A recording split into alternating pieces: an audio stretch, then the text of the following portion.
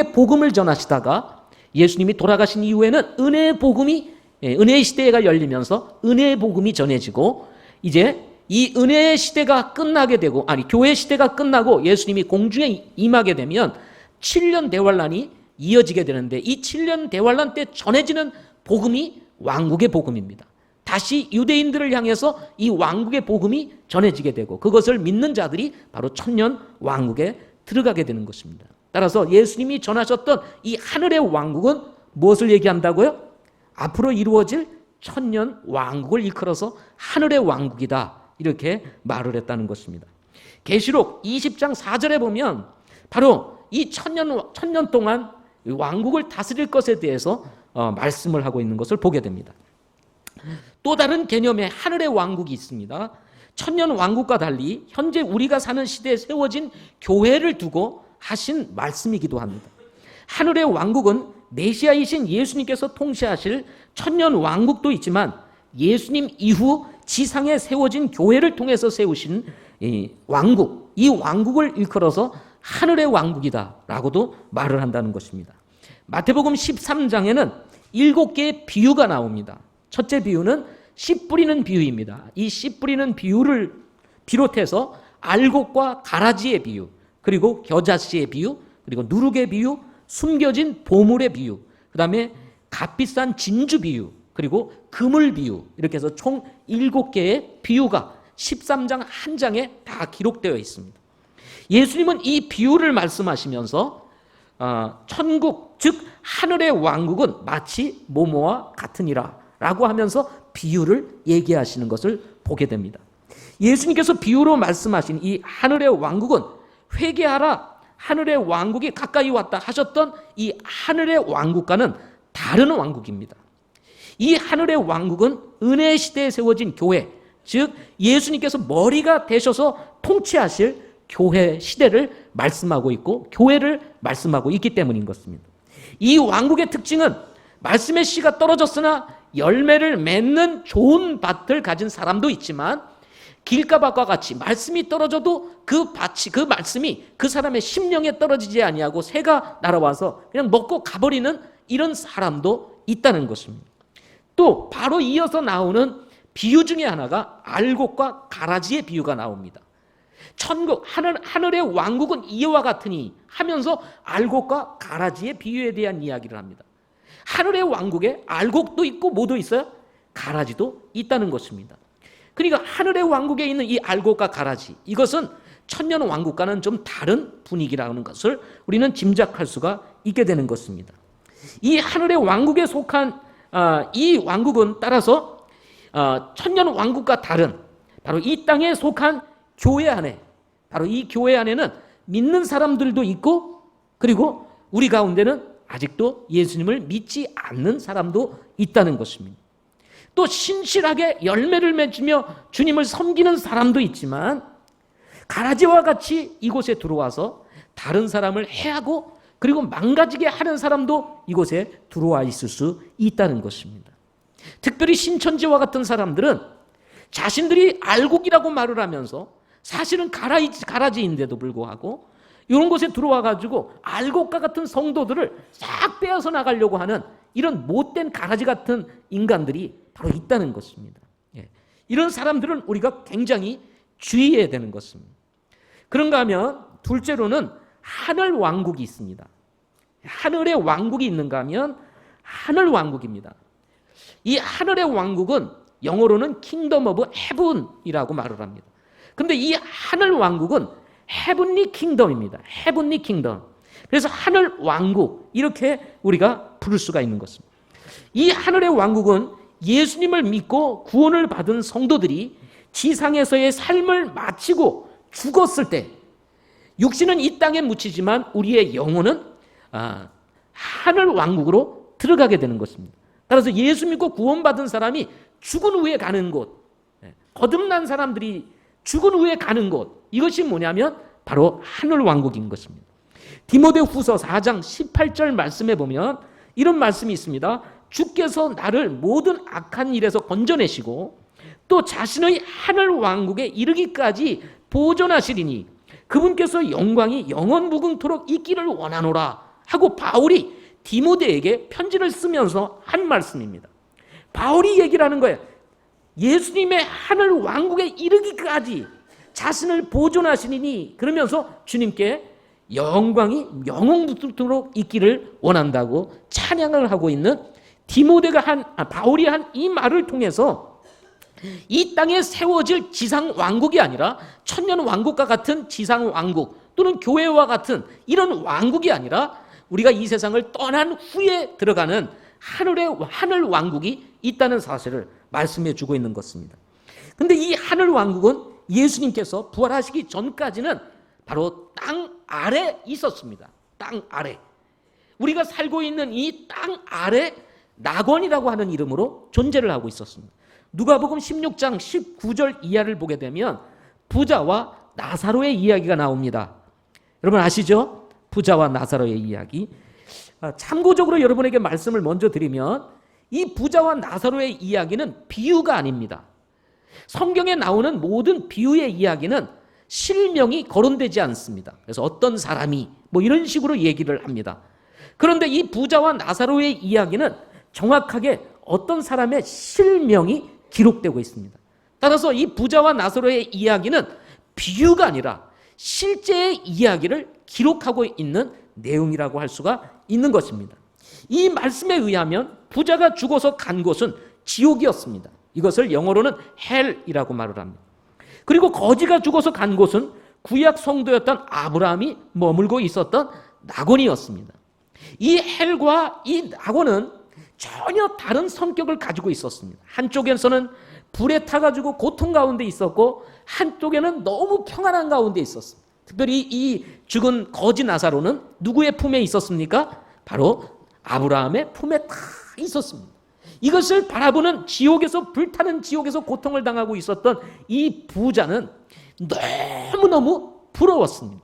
그런데 성경에 보면 아브라함과 부자가 머무는 곳 사이에는 서로 건너갈 수 없는 큰 구렁이 있었다라고 얘기를 합니다.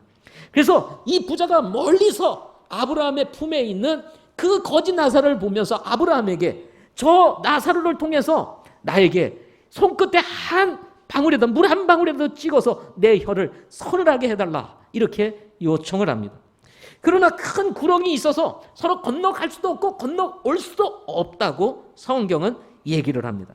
이렇게 지하에 있었던 낙원, 아브라함과 거지 나사로가 갔었던 이 지하에 있었던 낙원이 예수님의 부활과 함께 하늘로 옮겨지게 되었다는 것입니다.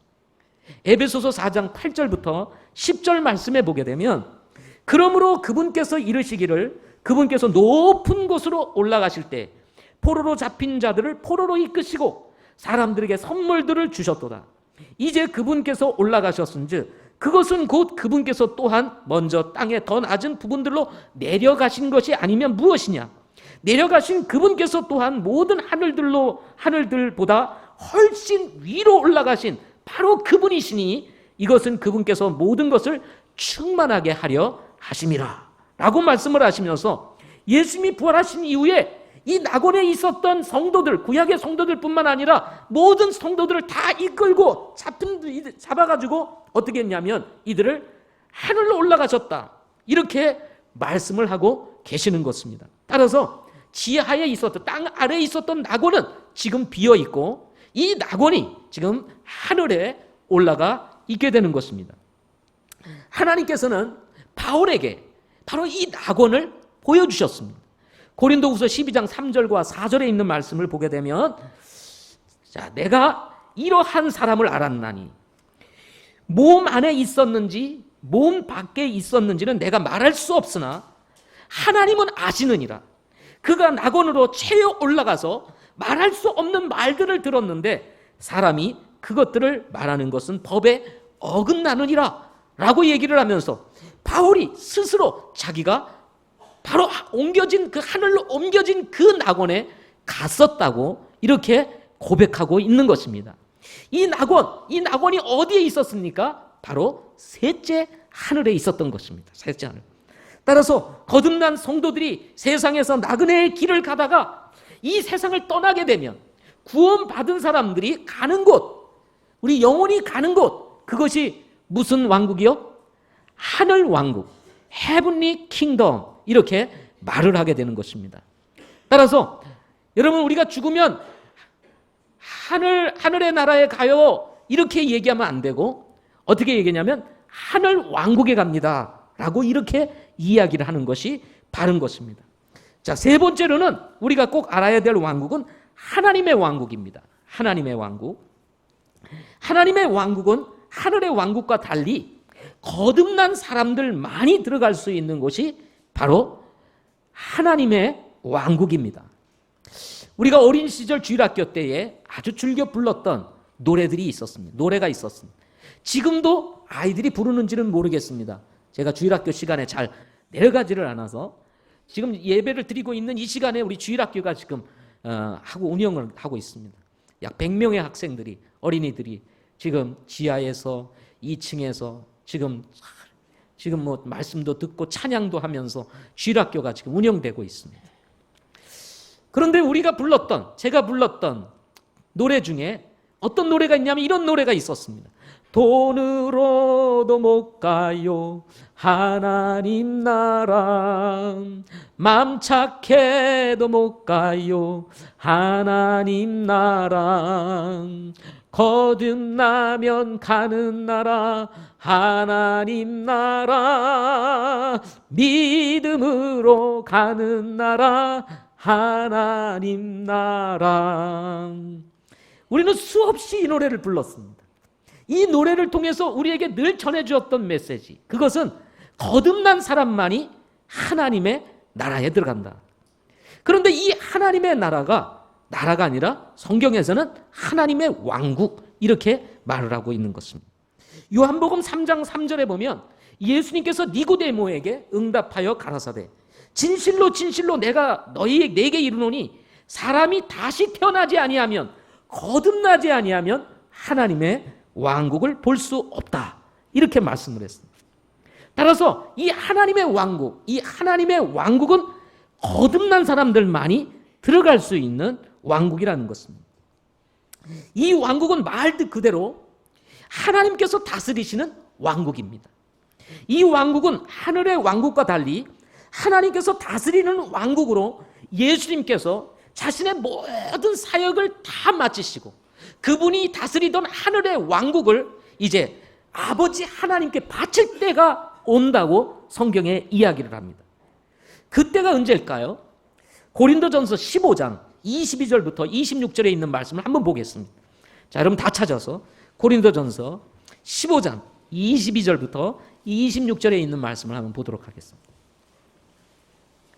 고린도전서 15장 22절부터 26절. 우리 찾으셨으면, 아직도 여전히 찾으시는 분들이 계시는데요. 고린도전서 15장 22절부터 26절 같이 한번 읽어보겠습니다. 시작. 아담 안에서 모든 사람이 죽은 것 같이 그리스도 안에서 모든 사람이 살게 되리라. 그러나 각 사람이 자기 차례대로 되리니 먼저는 첫 열매인 그리스도요, 그 다음은 그리스도께서 오실 때에 그분께 속한 사람들이라. 그때의 끝이 오리니 곧 그분께서 모든 치리와 모든 권세와 권능을 물리치시고 왕국을 하나님 곧 아버지께 넘겨드리실 때라. 그분께서 모든 원수를 그분의 발 아래 두실 때까지 그분께서 반드시 통치해야 하나니 멸망을 받을 마지막 원수는 사망이니라 라고 말씀을 했습니다. 여기 보면 그리스도께서 모든 권세와 권능을 물리치시고 자신이 다스리던 왕국을 하나님 곧 아버지께 넘겨드릴 때라 이렇게 얘기를 합니다. 그래서 성경에 보게 되면 예수님께서 다스리던 나라가 있는데 그 나라가 하늘 왕국입니다. 그 하늘 왕국을 아버지 하나님 곧 아버지께 넘겨드릴 때가 와요. 자, 그래가지고 그것을 넘김을 받은 하나님 아버지께서 다스리는 나라, 이 다스리는 나라가 바로 무슨 왕국이요? 하나님의 왕국인 것입니다. 자, 본문에서는 멸망받을 원수는, 마지막 원수는 사망이니라. 이 전까지 반드시 그분께서 통치해야 하나니라고 얘기를 합니다. 그 반드시 그분께서 통치를 이때까지 한다는 거예요. 그분이 누굽니까? 바로 예수 그리스도이신 것입니다. 자, 멸망받을 마지막 원수, 그것을 사망이라고 얘기를 하는데, 그 사망은 곧 누구냐면 사실은 마귀입니다. 마귀. 이 마귀가 둘째 사망, 곧 불호수에 들어가게 되는 것을 의미하는 내용이 바로 사망의 이야기인 것입니다. 바로 이 마귀가 마지막 둘째 사망 불호수에 들어감으로 이제 예수님께서 다스리던 왕국을 이제 아버지께 바치게 되면 이때부터 왕국을 하나님께서 다스리게 되는 것입니다. 이 왕국을 우리는 하나님의 왕국이다, 이렇게 말하는 것입니다. 이렇게 세워진 하나님의 왕국을 계시록에서는 새 하늘과 새 땅이다 라고 말을 하는 것입니다. 여기서 성도들이 반드시 이해하고 넘어가야 될 것이 있습니다. 그것은 뭐냐면 성경에서 말하는 하늘의 왕국과 하나님의 왕국은 지역적인 개념이 아니라 통치적인 개념을 지니고 있다는 것입니다. 우리는 하늘의 왕국이다, 천국이다 그러면 뭐냐면 죽어서 가는 것으로만 생각을 합니다. 그러나 성경은 그렇게 얘기를 하지 않습니다. 그것은 한 부분만 얘기하는 거예요. 아까도 말씀을 했지만 예수 믿고 구원받은 성도들이 이 세상을 살다가 죽게 되면 육신은 이 땅에 묻혀 있고 영혼이 하늘 왕국에 가는데, 그 하늘 왕국도 누가 다스리고 있냐면 우리 주님이 다스리고 계십니다. 그래서 하늘의 왕국 중에 포함되어 있는 거예요. 그게 전부가 아니라는 것입니다. 앞에서도 말씀을 했던 것처럼 하늘의 왕국은 천년 왕국도 포함이 되고, 또 하늘의 왕국은 바로 이 교회 시대에 이 교회가 바로 하늘의 왕국에 포함되고 있다는 것입니다. 따라서 하늘의 왕국은 지역적 개념, 저 공중에 저 하늘에 있는 그런 곳만이 아니라 통치적 개념으로서 주님이 다스리고 있는 영역을 일컬어서 뭐라고요? 하늘의 왕국이다, 이렇게 이 얘기를 하는 것입니다. 또 통치적 개념에서 하나님이 다스리는 영역을 우리는 또 뭐라고 얘기를 해요? 하나님의 왕국이다, 이렇게 말을 하게 되는 것입니다. 자, 그렇다면 하늘의 왕국과 하나님의 왕국의 특징이 뭘까요? 저는 이 하늘의 왕국과 하나님의 왕국, 이제부터는 이것을 구분하지 아니하고 예수님이 다스리는 영역과 그리고 하나님이 다스리는 왕국이기 때문에 이 원리는 같습니다. 그래서 구분하지 아니하고 이제부터 그 특징을 말씀드리고자 합니다. 자, 하나님께서, 예수님께서 또는 하나님께서 다스리는 이 하늘의 왕국 또는 하나님의 왕국은 창조주이시며 절대자이신 예수님과 하나님께서 다스리시는 왕국입니다. 그분은 우리를 인격적으로 지으시고 인격적으로 우리를 사랑하시는 분이십니다. 여러분 동의하십니까? 그분은 모든 주권을 가지고 계시는 하나님으로서 우리의 모든 필요를 아우시고 채우시는 절대적인 분이시라는 것입니다. 믿으십니까? 창세기 1장에서 보면은 하나님께서 자신의 형상대로 인간을 만드시기 전에 우리의 모든 필요를 통해서 첫째 날부터 여섯째 날까지 완벽하게 지으시는 것을 보게 됩니다. 인간이 필요한 모든 것을 다 지으신 후 그 마지막으로 자신의 형상을 닮은 사람을 만들게 된 것입니다. 그리고는 말씀하시기를 선악을 알게 하는 나무의 열매를 먹지 마라.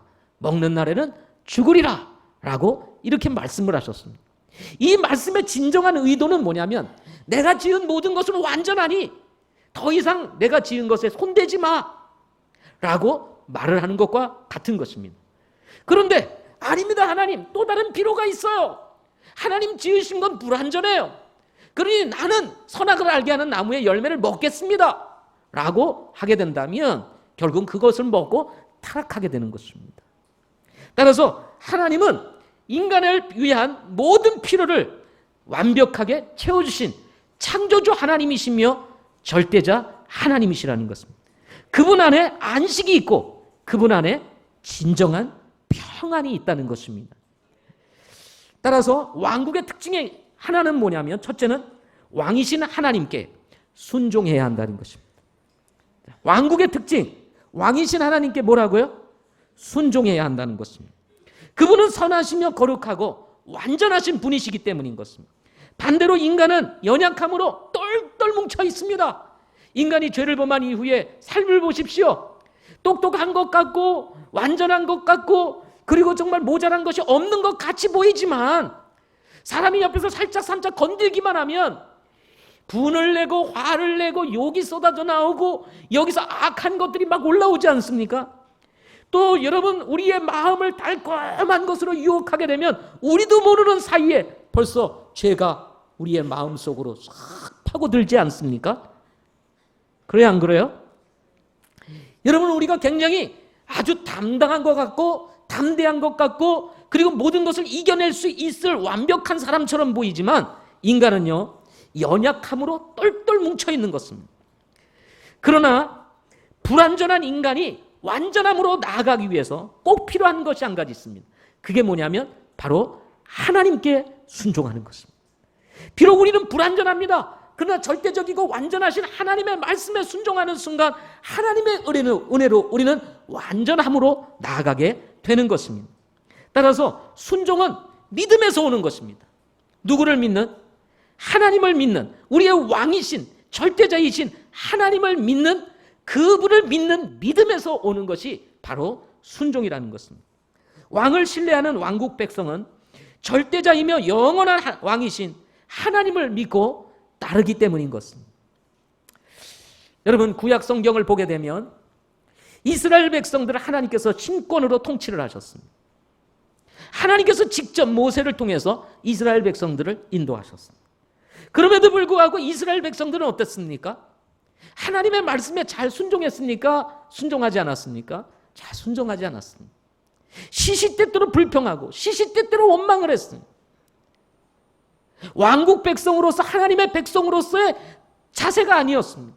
하나님을 신뢰하고 믿고 따르면 하나님께서 창세기 1장에 그 지으셨던 모든 것들을 완벽하게 지으시고 인간의 모든 필요를 채워줬던 것처럼 이스라엘 백성들의 모든 필요를 채워줄 텐데 염려와 걱정 때문에 하나님을 불평하고 원망하고 그리고 자꾸 투정을 부렸습니다. 그래서 하나님께서 이스라엘 백성들을 훈련을 시켜야 되겠다, 단련을 시켜야 되겠다. 그래서 40년 동안 광야 생활을 하게 하셨습니다.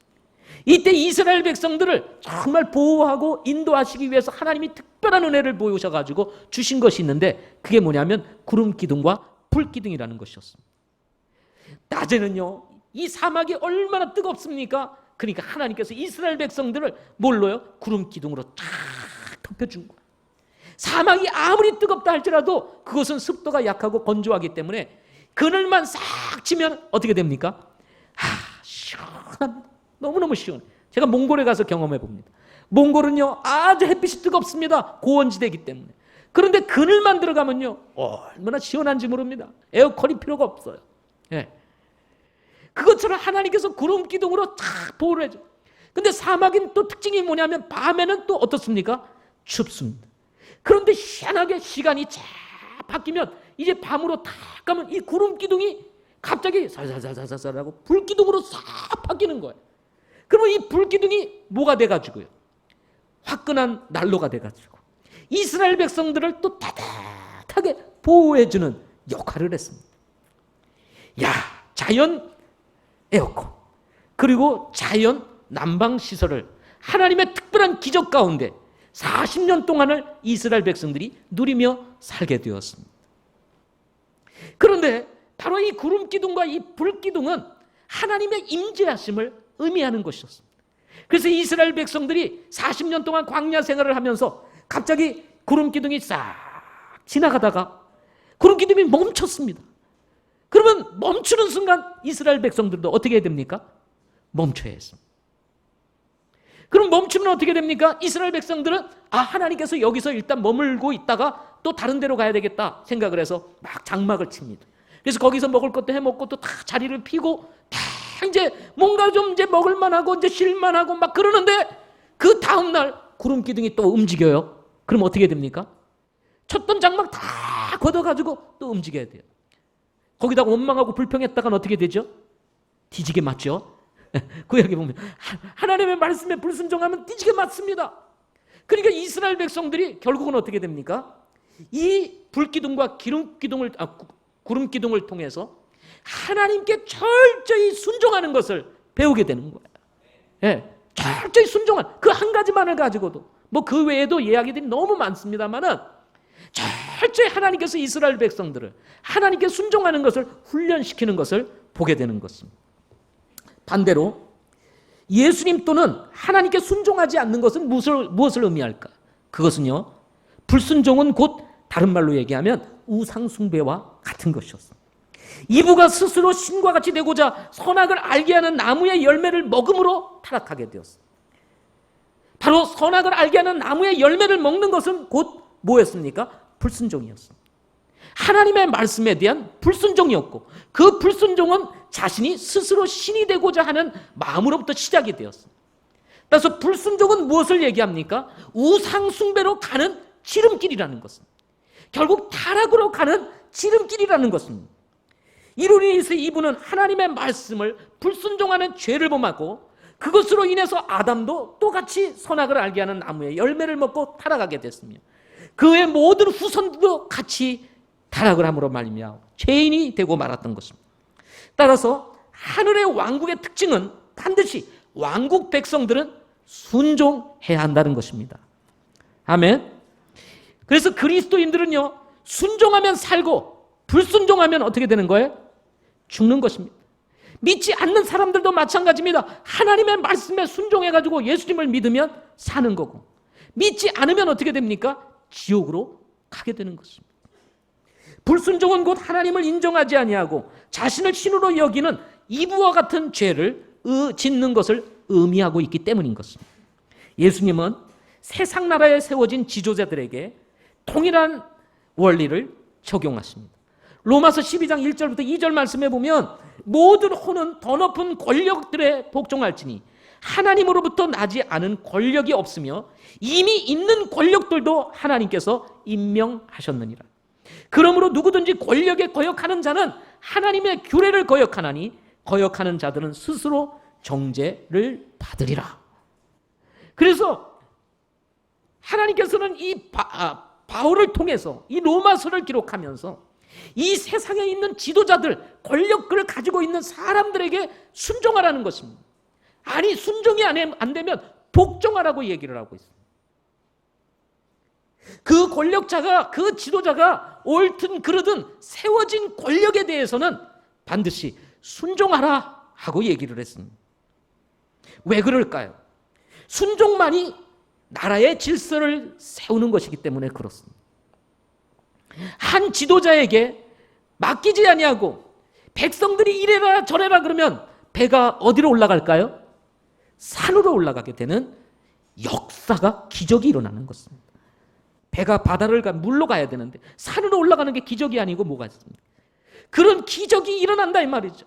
그래서 하나님께서는 예수 믿는 사람들에게 비록 세상의 지도자라 할지라도, 세상의 권력이라 할지라도 그 권력 앞에 뭐하라 그랬어요? 순종하라 하고 말씀을 했던 것입니다. 가정의 원리도 마찬가지입니다. 여러분의 가정의 리더는 누구입니까? 바로 아빠이고 남편입니다. 비록 남편이 아내 입장에서 볼 때 좀 모자란 것 같이 보여도 그래도 여전히 뭐예요? 남편입니다. 가장이라 이 말이죠. 가장이 모자라는 것 보인다고 아내가 자꾸 머리를 흔들어대면요, 가정이 돌아버립니다. 머리를 자꾸 흔드니 정신이 있겠어요? 돌아버리게 되는 것입니다. 그러면 가정이 어떻게 될까요? 혼돈에 빠지게 되는 것입니다. 아무도 동의를 안 하시는 것 같이 갑자기 자매님들 입이 쑥 빠져나오는 것 같습니다. 예. 이게 원리예요. 이게 원리. 맞습니까? 예. 동시에 주님께서 세우신 교회의 원리도 마찬가지입니다. 하늘의 왕국에 소속된 이 교회의 원리를 보게 되면 교회가 바르게 세워지기 위해서는 반드시 머리 대신 예수님께 순종을 해야 한다는 것입니다. 예수님은 교회를 세우신 분이시며 동시에 교회의 주인이시기 때문에 그렇습니다. 따라서 하늘의 왕국의 원리에 따라서 왕국의 백성인 성도들은 반드시 이 교회의 머리 대신 예수님께 순종해야 되는 것입니다. 순종해도 되고 안 돼도 되는 게, 안 해도 되는 게 아니에요. 반드시 순종해야 되는 것입니다. 왕국 백성 이 교회의 성도들이 순종하지 않으면 그때부터 타락의 길로 가는 것입니다. 나락의 길로 떨어지게 되는 것입니다. 그런데 여러분, 이 하늘의 왕국인 이 교회 안에서 여러분 말씀에 순종하고 그리고 주님께 순종하는 삶을 살게 되면 여러분의 삶이 더 풍성해지는 은혜를 누리게 되는 것입니다. 결과는 여러분이 한번 해보시기를 바랍니다. 그러면 반드시 100% 경험하게 될 것입니다. 불순종 한번 해보세요. 그러면 1년도 못 가서 여러분 얼굴이 완전히 죽상이 될 것입니다. 제가 보장해요. 네. 말씀 떠나서, 교회 떠나서 하나님 말씀에 불순종하면서 마음대로 한번 살아보세요. 과연 행복할까? 아마 죽상도 그런 죽상이 없이 될 것입니다. 예수님께서 이런 원리를 그대로 적용하여 예수님께서 세우신 바로 하나님의 종들인 목회자들에게도 순종할 것을 명령하고 있습니다. 목회자에게 순종하는 것이 바로 예수님의 권위를 인정하는 믿음의 행위이기 때문인 것입니다. 건강한 교회는 이렇게 순종이라고 하는 왕국의 원리를 통해서 세워지게 되는 것입니다. 따라서 목회자를 섬긴다는 의미, 이것은 목회자에게 무슨 좋은 거 갖다 주고 이렇게 봉투를 갖다 주고 그런 게 아닙니다. 목회자를 섬긴다는 것은 다른 말로 얘기하면 목회자의 권위 아래서 섬긴다는 것을 의미하는 것입니다. 교회를 세우는 것은 우리 모두의 바람입니다. 거듭난 성도들의 바람, 그것은 교회가 바르게 세워지는 것입니다. 그러나 교회를 세운다고 하는 것은 목회자의 권위 아래서 세워지는 것을 의미하는 것입니다. 자칫 교회를 섬기는 것이 앞서서 목회자를 뛰어넘어서 섬기게 되면 그것이 오히려 걸림돌이 될 수가 있다는 것입니다. 따라서 목회자를 섬긴다는 것은 다른 말로 얘기하면 목회자의 권위를 인정하고 그 권위 아래서 섬긴다는 것을 의미한다는 것입니다. 이것이 바로 하늘의 왕국의 교회의 원리인 것입니다. 목회자가 완전해설까요? 아닙니다. 부족하고 모자람이 있어도 목회자에게 순종하는 것은 곧 목회자를 부르고 세우신 우리 주님께 대한 권위를 인정하는 행위가 되기 때문에 그런 것입니다. 따라서 건강한 교회가 되고 지옥의 문이 이기지 못하는 교회가 되기 위해서는 가장 먼저 세워진 목회자에게 순종하는 여러분들이 꼭 되시기를 바랍니다. 성경에도 보면 목회자를 사역을 하는데 근심하게 하게 되면 너희에게도 유익이 없다, 이렇게 이야기를 하고 있습니다. 장로들에게 뭐 하라고 그랬어요? 순종하라. 베드로전서에서도 이 얘기를 하고 있습니다. 그 장로는 바로 목회자를 얘기하는 것입니다. 이것이 바로 기본적인 원리라는 것입니다. 뿐만 아니라 둘째로는 이 왕국의 특징은 왕이시는 하나님께서 왕국의 백성들을 책임지신다는 것을 의미한다는 것입니다. 죄를 범한 세상에서 살아가는 데에는 항상 부족함이 있기 마련입니다. 멀쩡했던 땅에서 가시와 엉겅퀴가 자라기 시작했기 때문입니다. 우리의 인생에 가시와 엉겅퀴가 자라 삶을 망가지게 하는 것들이 너무나 많습니다. 보이는 가시, 보이지 않는 가시, 이런 가시가 환경과 내 삶 안에 들어와서 우리를 힘들게 하고 어렵게 하고 망가지게 하고 그리고 다치게 만들고 이런 것으로 인해서 보이지 않는 눈물을 흘리게 만드는 이런 상처를 내는 것이 뭐냐면 바로 인생에서 자라나는 가시와 엉겅퀴들이라는 것입니다. 끝없는 욕망, 만족하지 못하는 욕심, 잘 변하지 않는 그릇된 성품, 삶에서 일어나는 불평과 원망은 우리에게서 멈추지를 않고 있습니다. 여기에 같은 사람임에도 불구하고 전혀 다르게 다가오는 사람들로 인해서 인생이 꺾이는 경우가 여러분 우리 주변에 수두룩하게 일어나고 있습니다. 믿었던 사람들조차도 믿을 수 없는 사람이 되어가는 세상입니다. 가짜가 진짜로 둔갑하는 세상이라는 말입니다.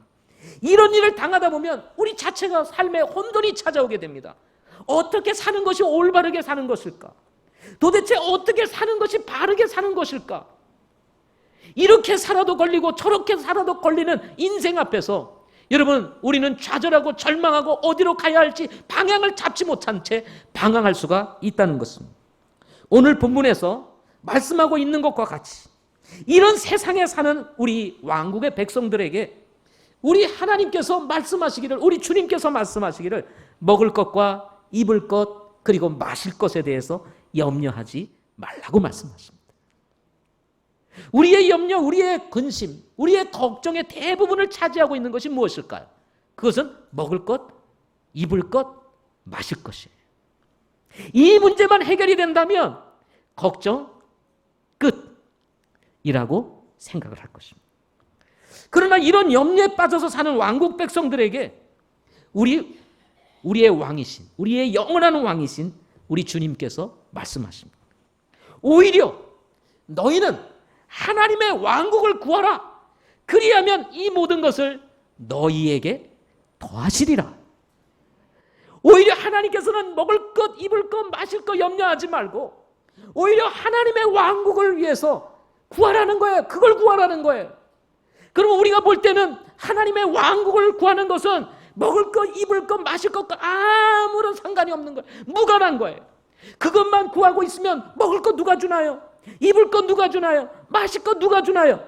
이것이 우리의 입에서 나오기 마련인 것입니다. 그런데 그것을 아시는 하나님께서, 우리 주님께서 지금 왕국의 백성들을 향해서 말씀하시는 거예요. 염려하지 마라. 그리고는 뭐 하라요? 먼저 하나님의 왕국을 구하라. 그리하면 이 모든 것을 너희에게 더하시리라. 여러분, 예수 그리스도는 우리의 왕이십니다. 하나님은 우리의 영원한 왕이십니다. 여러분, 하나님이 살아계신 거 믿으세요? 예수님이 우리의 구주이신 거 믿으십니까? 그분이 우리를 구원해 주신 거 믿으세요? 그분이 여러분 살아계신 거 믿으십니까? 그렇다면 그분께서 우리의 필요를 채워주실 것 믿으시기 바랍니다. 그분은 전능하신 분이에요. 모든 것을 창조하신 분이 있습니다. 그분에게는 불가능한 것이 없는 분이십니다. 그분이 책임져 주시겠다고 말씀하는 거예요. 염려하지 말라는 것입니다. 그런데 우리는 계속 염려하고 살아요. 이 자리에 앉아 있으면서도 빨리 집에 가서 뭐 해야 되는데 뭐 이런 염려하고 계시는 분. 이런 염려 속에 살다 보니까 이제 염려가 몸에 팼어요. 그래서 가만히 앉아 있어도 아무 문제가 없는데도 자꾸 고민이 생겨. 집에 가서 뭐 해야지, 내일은 뭐 할까, 또 막 이런 생각에 사로잡혀가지고 이 말씀이 안 들어오시는 분이 계시다 이 말이에요. 염려가 많아서. 두 마음을 품은 자들아 어떻게 된다고요? 우리가 아무리 구해도 얻을 수가 없다고 말을 합니다. 마음 내려놓으시기 바랍니다. 왜요? 우리 주님께서 뭐 해주신다고요? 책임져 주신다는 것입니다. 자, 따라서 한번. 우리의 왕이신 예수님께서 책임져 주신다. 믿으시기를 바랍니다. 이 믿음이 지금 우리에게 필요한 거예요. 우리는 하나님을 믿으면서도 이 믿음이 우리에게 없어요. 하나님을 믿는다고 하면서 우리는 믿음 따로, 그리고 먹을 거, 입을 거, 마실 거 그건 내가 챙겨야지 그러면서 온통 염려와 근심 걱정 속에서 세상에서 그것을 위해서 다 시간과 인생을 바치는 일을 하고 있다는 것입니다. 하나님은 뭐라고 생각하면 그거 좀 내려놔, 내가 책임져 줄게. 그러니 너는 먼저 하나님의 왕국을 구해. 그러면 다 채워줄게. 이렇게 말씀하는데 아니요, 그래도 하나님 어떻게 죄송해서 내가 그럴 수 있나요? 그건 내가 해결해야죠. 우리는 이것을 계속 반복해서 살아가고 있다는 것입니다. 사랑하는 성도 여러분, 이 말씀을 통해서 주시는 메시지는 크게 한 가지입니다. 먹을 것, 입을 것, 마실 것 책임지실 뿐만 아니라 또 한 가지를 우리에게 책임져 주시는데 그것이 뭐냐면 우리의 미래도 책임져 주신다는 거예요. 자, 32절 말씀을 보게 되면요, 이런 말씀이 있습니다. 12장 32절. 적은 약물이요, 두려워하지 말라. 너희 아버지께서 그 왕국을 너희에게 주시는 것을 참으로 기뻐하시느니라. 무슨 왕국을요? 그 왕국이 어떤 왕국입니까? 하나님의 왕국을 우리에게 주시기를 뭐 하신다고요? 기뻐하신다.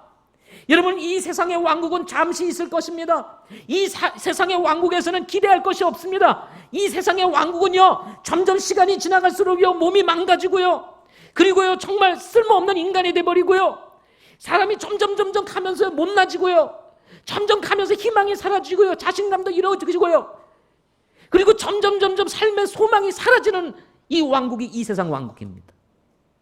그런데 우리 예수님께서 말씀하시면서 제자들에게 하신 말씀이에요. 하나님의 왕국을 우리 아버지께서는 주시기를 기뻐하신다. 그 왕국은 영원한 왕국입니다. 거기는 죽음도 없습니다. 거기는 늙음도 없습니다. 거기는요 화장실도 없습니다. 거기는 병원도 없어요. 예? 거기는요 마트가 없어요. 예. 뭐 여러분 저 광사에 가면은 옷들 파는 곳 거기 없어요. 그런 거 안 입어도 가장 멋지고 화려한 것으로 우리를 입혀주셨어. 떨어지지 않고 질리지 아니한 영원한 의의 옷을 입혀주심으로 말미암아 여러분 영원히 살 수 있는 그런 왕국, 그런 왕국을 우리에게 주시기를 기뻐하신다 그랬어요. 여러분 그래서 잠시 여기서 우리가 고난이 있고 잠시 어려움이 있고 잠시 모자람이 있을지라도 여러분 괜찮아요. 왜? 우리에게는 영원한 미래가 준비되어 있기 때문인 것입니다. 그래서 입을 것 마실 것 이거 다 책임져 주시고 미래 책임져 주시면 더 이상 바랄 게 무엇이겠습니까? 우리는 집 하나를 내 소유하기 위해서 10년, 20년, 30년 계획을 해가지고 모아가지고 집 한 채를 삽니다. 그렇다고 집 한 채를 언제나 삽니까? 20년, 30년 모아도 집 한 채 사기가 어렵습니다. 그러면 또 은행에 빚을 냅니다. 그러면 또 20년을 또 갚아가야 돼요. 그거 못 갚으면 또 부도나요. 또 되팔아요. 다시 전세로 가요. 그러다가 또 사업하다 망가지면 또 월세로 가요. 사는 게 아닙니다. 이 세상이 그런 세상입니다. 잘 관리해야 그나마 집 하나 가지고 살아가는 거예요. 그러다가요 다 때가 되면 그때가 되면 언제가 돼요? 머리 희끗희끗하고 이미 다 주름지고 늙어가지고 이제 먹는 것조차도 시원찮고 이빨은 쑥 빠져버리고 다 그런 시대가 돼버린단 말이에요. 그 시대에 잘 살면 뭐예요? 먹기나 뭐 제대로 먹을 수 있어요. 고기를 제대로 씹을 수 있어요. 여행을 마음대로 갈 수가 있어요. 이미 늙어서. 이게 우리가 사는 세상인 겁니다. 그러나 주님이 우리에게 주실 왕국은요 영원한 왕국인 것입니다. 따라서 오늘 이 말씀을 통해서 우리에게 주시고자 하는 것은 뭐냐? 이 말에 나만 믿어 하는 것입니다. 누구만 믿어요? 하나님만 믿으라는 거예요. 우리의 왕이신 그분만 믿으라는 것입니다. 이에 반대로 세상 왕국은 가인으로부터 시작이 되었습니다. 그는 하나님을 떠나 도시를 세웠습니다. 자신을 스스로 보호하기 위해 그는 도시를 세웠습니다. 그 후 그의 후손 중에 라멕은 강력한 힘을 이용하여 통치를 시작하게 됩니다. 라멕이 통치하죠. 노아 홍수 이후 또다시 사람이 번성하기 시작하면서 당시의 영벌이었던 니므롯이 처음으로 왕국을 세우면서 왕국이라는 말이 처음으로 등장합니다. 창세기 10장 10절에. 이 왕국의 특징은 사람이 중심이 되는 왕국이었습니다. 하나님이 중심이 되는 왕국이 아니에요. 에노스를 뭐라 그랬어요? 에노스를 낳고 그때부터 사람들이 뭐라고 불렀습니까? 에노스를 낳고 뭐라고 불렀어요? 사람들이 하나님의 이름을 부르기 시작하더라. 그랬어요. 에노스의 이름의 뜻이 무엇입니까? 에노스의 이름이 무슨 뜻이에요? 사람은 의지가 약하다. 창세기 배우신 분들 여기 가득한데 아무도 기억을 못 하시네. 예? 예. 사람의 의지가 약해요. 그러니까 자연스럽게 누구를 의지하게 됩니까? 하나님 의지하는 거예요. 그러니까 하나님의 이름을 부르기 시작했단 말이에요. 그런데 가인은 어떻게 됐습니까? 여호와 앞을 떠났어. 자기 길을 가게 되는 거예요. 그러니까 뭐예요? 하나님의 이름을 부르지 아니하고 결국 자기 도시를 세우게 되고 자기 이름을 넣어서 도시 이름을 붙이게 되는 거예요. 이후 사무엘 시대에 이스라엘 백성들이 사무엘을 통해서 세상 왕국들을 보고 세상 보니까 왕을 세워가지고 다스리는 나라를 보니까 너무 좋은 것 같아. 그래서 사무엘에게 요청합니다. 우리에게도 왕을 세워서 이 나라를 다스리게 해주세요. 사무엘상 8장 5절에 보면 사무엘에게 이르되 보소서 당신은 늙었고 당신의 아들들은 당신의 길들로 걷지 아니하니 모든 민족들과 같이 이제 우리에게 왕을 세워 우리를 재판하게 하소서. 왕을 세워달라는 거예요. 하나님이 직접 통치하시는데 이제 하나님 좀 뒤로 물러나시고 왕을 세워서 좀 다스리게 해주세요. 이방 민족들처럼. 그래야 우리나라가 좀 강성해지지 않겠어요? 이때까지만 해도 주님께서 직접 사사들을 통해서 또는 제사장들을 통해서 신권 통치를 이루었습니다. 하나님께서 사사들을 통해서 직접 이루던 이스라엘 백성들의 통치. 그러나 왕을 요구함으로 인해서 이스라엘 나라에 왕을 세우게 됩니다. 이방 민족들과 같이 왕을 세우게 되므로 직접 통치가 아니라 이제 간접 통치를 이루게 되었습니다. 이후 이스라엘 백성들은 그야말로 어둠 속으로 빠져들게 돼요. 따라서 사울 왕을 시작으로 왕의 역사들을 보면 다윗 왕이나 요시야 왕같이 정말 신실하게 믿음의 길을 갖고 말씀을 쫓아 이 나라를 다스렸던 왕은 몇 명 안 되고, 아합 왕과 같이 하나님을 떠나 우상을 섬기고 바알을 섬기고 이런 왕들이 그냥 주야장차 일어나는 거예요. 그러니까 이스라엘 백성들이 어떻게 됐습니까? 하나님의 말씀을 불순종하고 세상 왕국과 같이 똑같이 하나님 버리고 우상을 섬기니 나라가 엉망진창이 됐습니다. 어떤 경우에는 이제 바벨론의 포로로 잡혀가가지고 70년 동안 생고생을 하다가 간신히 돌아오는 이런 수모를 겪게 되는 일들도 우리는 보게 됩니다. 그래서 여러분 사무엘하, 열왕기 상하, 그리고 역대 상하를 보게 되면, 이스라엘 역사를 보게 되면 완전 엉망진창, 혼미한 민족이 되고 말았어. 그러나 이런 왕국의 형태의 국가들은 모두 하늘의 왕국을 모형으로 세워진 것으로 왕의 절대 권위를 인정하고 왕을 섬기는 신하들이나 백성들이 왕에게 절대 순종하는 형태로 세워졌었습니다. 우리나라도 왕정시대가 있었습니다. 조선시대까지. 그때는 뭐 왕이 잘하든 뭐 하든 여봐라 그러면 네 하고 무조건 내가 순종해야 해. 꼬마가 왕이 되었습니다. 꼬마가 아무것도 몰라. 근데 이 꼬마가 여봐다 그러면 그냥 네 뭐 나이 드신 분이든 뭐든 그냥 다 패야 뭐 이러면서, 뭘 해라 그러면 네 패야. 안 했다가는 어떻게 됩니까? 죽습니다. 잘하든 못하든 이 왕정시대는 순종을 강조를 하고 순종을 기본으로 했습니다. 그러나 시대가 흐르면서 현대에 이르러서는 왕국의 개념에서 나라의 개념으로 바뀌면서 국민이 지도자들을 선출하는 나라의 개념으로 바뀌게 되었습니다.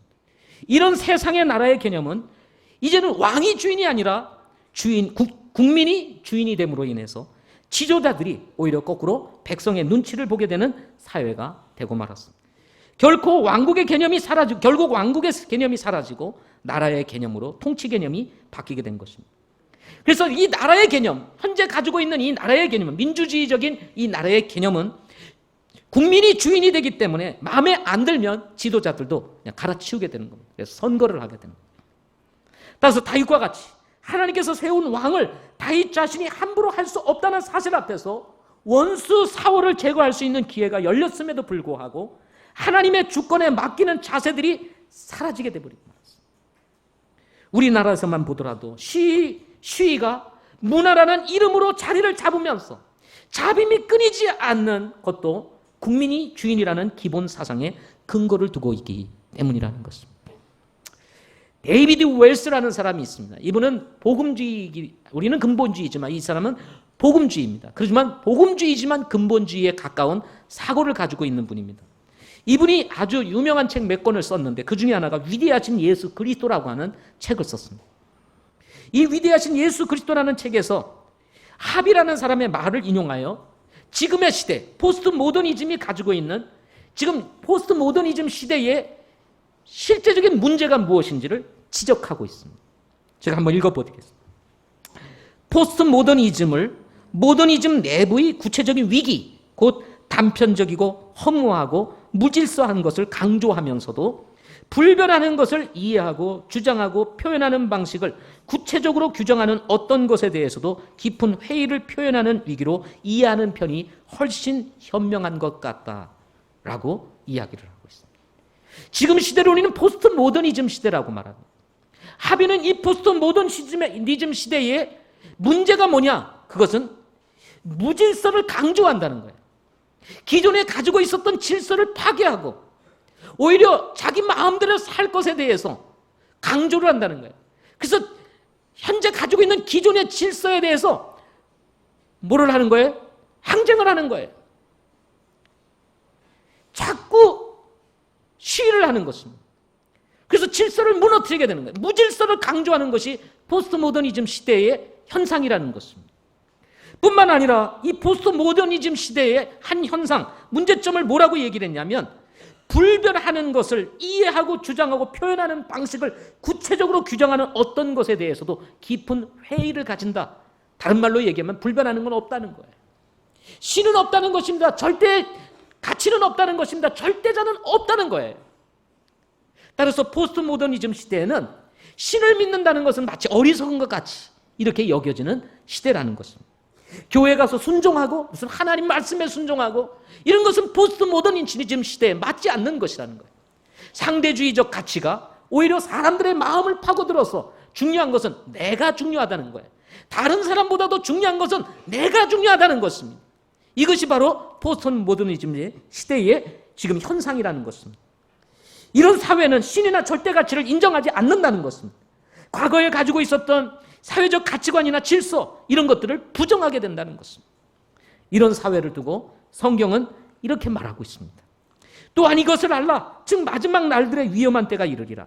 사람들이 자기를 사랑하며 탐욕을 부리며 자랑하며 교만하며 신성모독하며 부모에게 불순종하며 감사하지 아니하며 거룩하지 아니하며 본성의 애정이 없으며 협정을 어기며 거짓 고소하며 절제하지 못하며 사나우며 선한 자들을 멸시하며 배신하며 고집이 세며 높은 마음을 품으며 하나님을 사랑하기보다는 쾌락들을 더 사랑하며 하나님의 성품의 모양은 있으나 그것의 능력은 부인하리니 이런 자들에게서 돌아서 세상이 이렇게 바뀔 거라는 것입니다.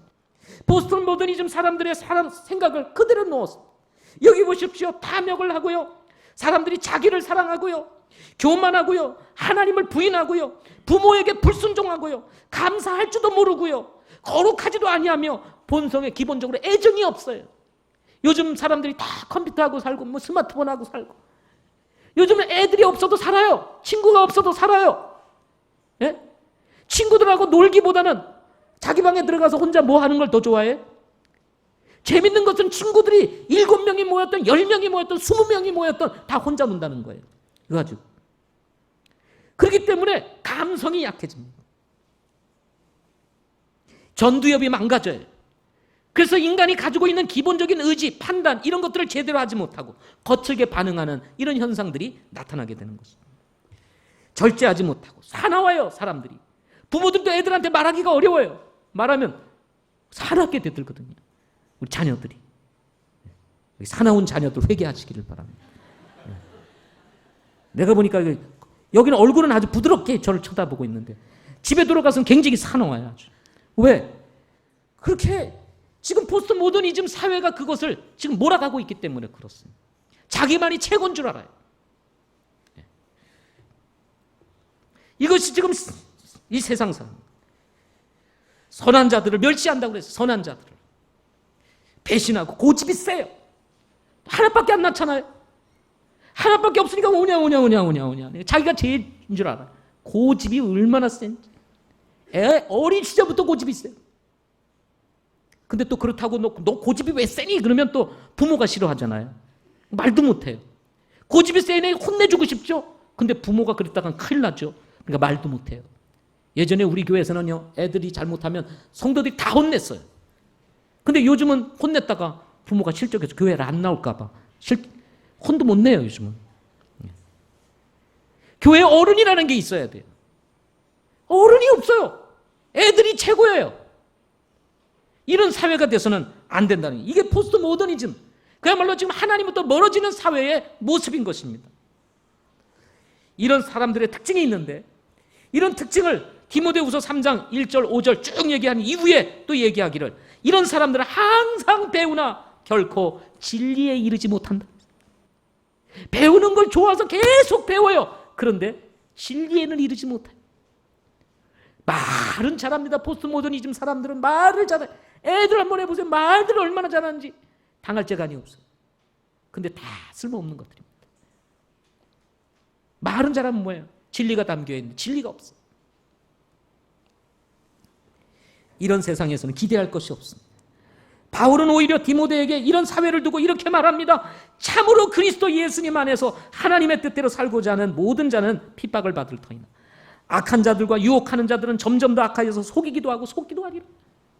오히려 믿음대로 살려고 하면 이런 시대에서는 오히려 핍박을 받는 거예요. 그래서 여러분이 믿음대로 살려고 하고 왕국 백성으로 하나님의 말씀에 순종하며 살려고 하면요, 여러분에게 핍박이 찾아오는 거예요. 사람들이 옆에서 주변에 콕콕 찌릅니다. 겁나지요? 그러니까 믿음의 길을 가지 못하고 또 세상 길로 가는 거예요. 타협합니다. 악한 자들과 유혹하는 자들은 점점 더 악하여서 속이기도 하고 속기도 하는 세상. 도대체 뭐가 뭔지도 모르는 이 세상. 이런 세상이 지금 돼. 얼마나 속이는 사람들이 많아. 근데 사기치고 다니는 사람이 또 사기를 당해. 여러분 다 아시죠? 어르신분들은? 그렇게 사기치는 사람들이 또 사기를 당해요. 똑같아요. 성경에 있는 말씀하고.